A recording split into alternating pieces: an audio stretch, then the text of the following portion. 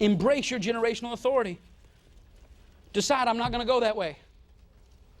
I'm not going to go that way. I'm the first one. I'm the first Jackson not to have a criminal record, and I ain't going to have one.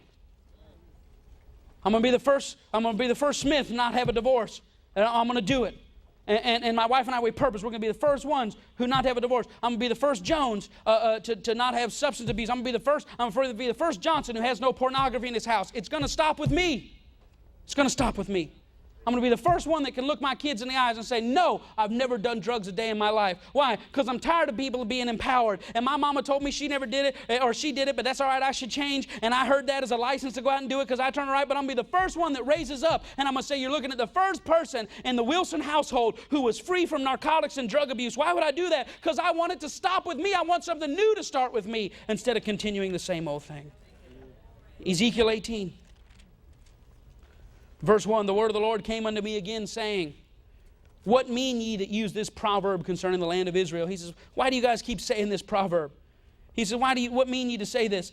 Verse 2, that the fathers have eaten sour grapes, and the children's teeth are set on edge, like your fathers caused this. He said, don't say that to me. Verse 3, as I live, saith the Lord God, you shall not have any occasion more, or any more occasion to use this proverb in Israel. Behold, all souls are mine. As the soul of the Father, so also is the soul of the Son. The soul that sinneth, it shall die. Verse 5. But if a man be just, and he does that which is lawful and right, and does not eat upon the mountains, nor has lifted up his eyes to idols, neither has defiled his neighbor's wife, neither has come near to a minstrous woman, all these Old Testament laws, and has not oppressed any, but restored to the debtor his pledge, if he has spoiled none by violence, if he has given his bread to the hungry, if he has covered the naked with his garment. Verse 8, if he's not given forth upon usury, not extorted people, neither has taken any increase or bribes, if he has withdrawn his hand from judgment, or from iniquity, if he has executed true judgment between man and man, if he has walked in my statutes and has kept my judgments to deal truly, then he's just, he shall surely live, saith the Lord. But verse 10, if he beget a son, and his son is a robber, a shedder of blood, and his son doeth the like to any one of these things, and he does not any of those duties like his father, but he eats upon the mountaintops, he defiles his neighbor's wife, he oppresses the poor and the needy, he spoiled by violence, he has not restored the pledge, and he lifted up his eyes unto idols and committed abomination. Verse 13, if he is given forth upon usury, if he has taken bribes, then shall he live? He shall not live. He has done all these abominations. He shall surely die. His blood shall be upon him. Notice this. It says it doesn't matter how good the daddy was. If the son doesn't choose to be good, he's going to answer to God for it.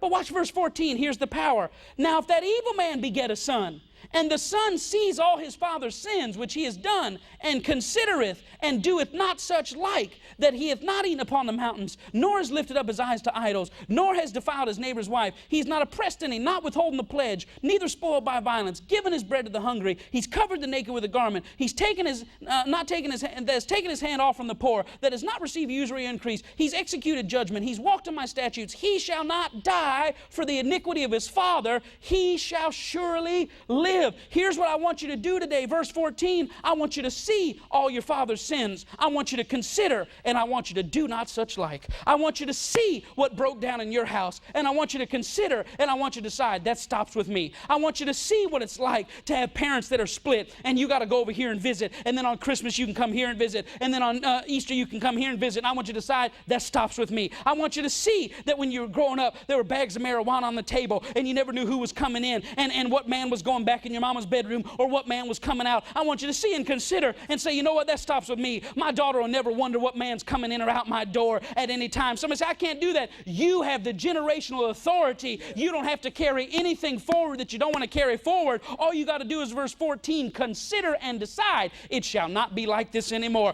No more trying to define ourselves by material things where we always have to have the best, where we always have to look like we're winning on the outside but suffer at home. We got brand new tires on our car but no washer and dryer. We got nice suits, but we can't afford to keep our electric on. No more public victory and private pain. I'm going to break that with my house. I may not look the nicest, but at least I got food, and at least my bills are paid, and at least my children got school clothes. No longer am I going to prostitute myself to please the world. My daddy did that, and his daddy did that, and his daddy did that. I'm going to define my life by character things, not material things. Why? Because I did verse 14. I considered, and I said, I'm not doing that anymore. What am I saying? It's a new day that can begin sin in your life, you don't have to be bound by anything. Well, I come from 10 generations of alcoholic, but you're the last one. Now your children can say, I come from a generation where we didn't drink. I come from a generation, my grandfather never drank, my father never drank. We do it long enough time, guess what? We're going to wind up one day with, instead of having to be delivered from our Father's house, we just got to duplicate our Father's house, and it will please God. Yeah. It'll please God.